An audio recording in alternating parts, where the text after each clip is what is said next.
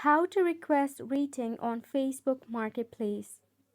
Hey there, welcome to the channel and let's get right into this tutorial. To request a rating on Facebook Marketplace, you can tap open your Facebook app. In here, make sure you are logged in into your account.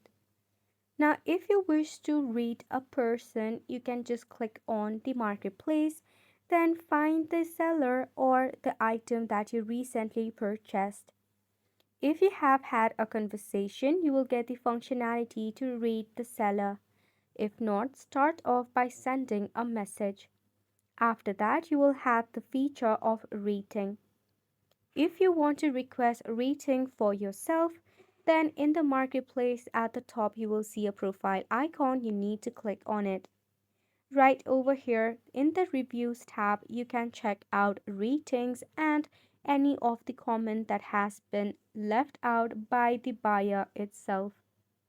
So this is how you can request rating on Facebook Marketplace as well as leave a rating. We hope that you found this video informative and helpful to you, and thank you so much for tuning in. We will see you very soon.